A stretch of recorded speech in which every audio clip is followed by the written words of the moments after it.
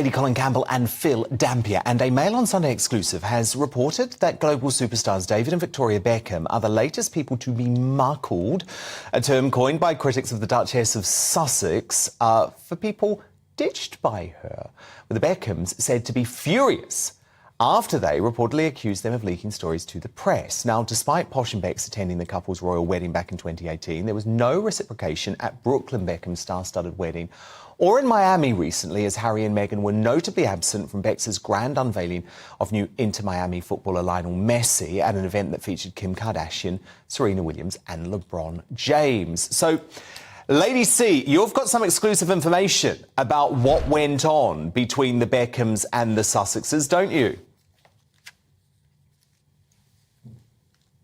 Well, I was told that, in fact, Meghan didn't markle them, they markled her, because David Beckham discovered that Meghan had been spreading the word that he and his wife, particularly actually his wife, had been leaking stories about them, and about her, sorry.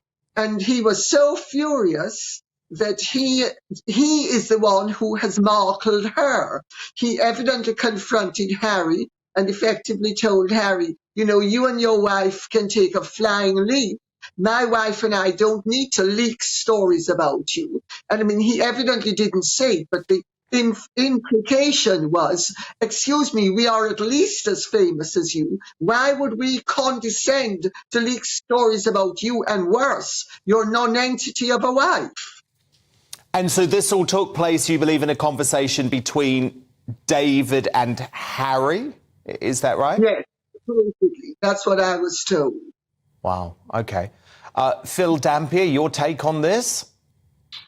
Well, I can well believe what Lady C is saying, Dan. Good evening. I mean, the other factor, of course, is that David Beckham, I mean, he absolutely worshipped and adored the late Queen. I mean, he was a massive fan of hers, so I wouldn't have thought he was terribly happy about the way that Harry and Meghan treated her. But I think Lady C's right. You know, but when we look at the arrival of Lionel Messi the other night and Serena Williams was there and the Kardashians or whatever, you know, it's the other way around now, isn't it? I think Harry and Meghan are the ones who are missing out because they're no longer associated with Becks, Posh and Becks, who are probably bigger stars than they are now. So, you know, they're the ones who are losing the connections. I mean, if you cast our mind back 5 years to the wedding, and I still can't believe it's 5 years ago, but all these people turned up, didn't they, these celebrities?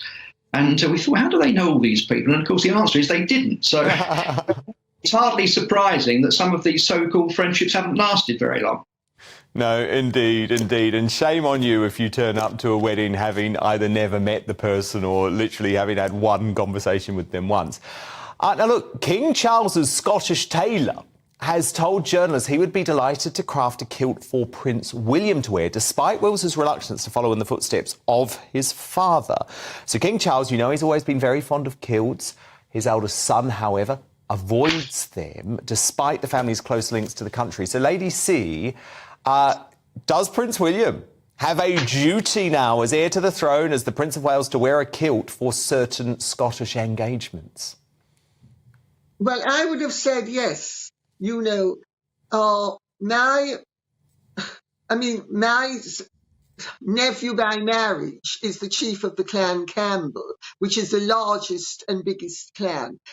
There's a protocol in Scotland. Highlanders wear kilts, Lowlanders do not. They wear trews. Balmoral is in the Highlands. Also, the king is the King of Scotland.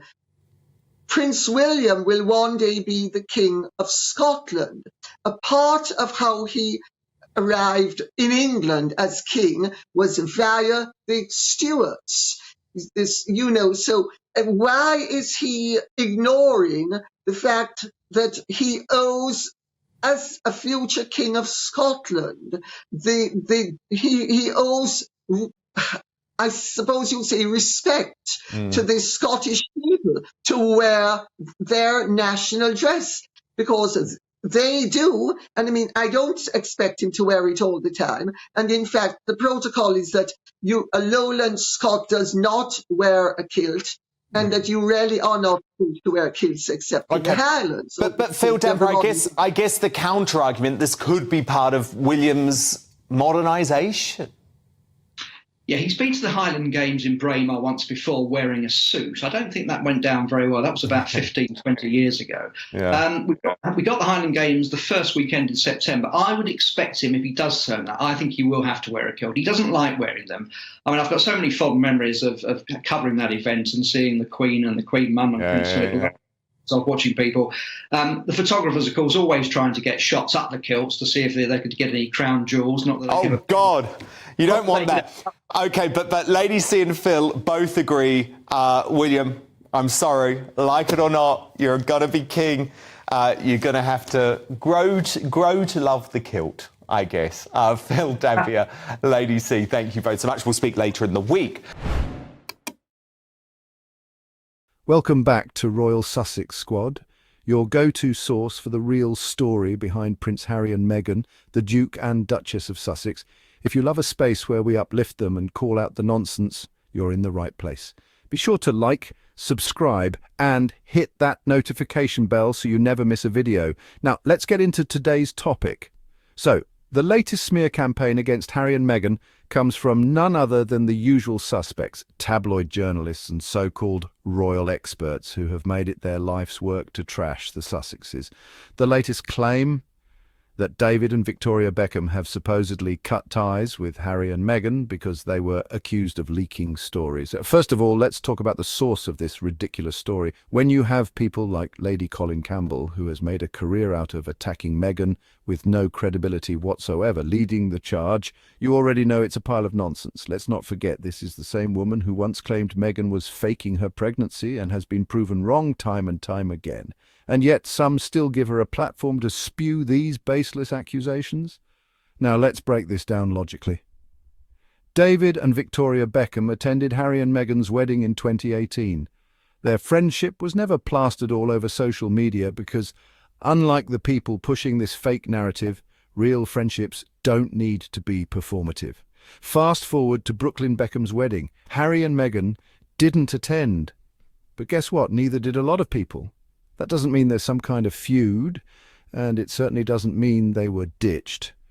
Let's be real, this whole Markled nonsense is just another desperate attempt to paint Meghan as some kind of social climber who discards people. And yet, no one talks about how the people constantly attacking Meghan are the ones who've been obsessed with her since day one.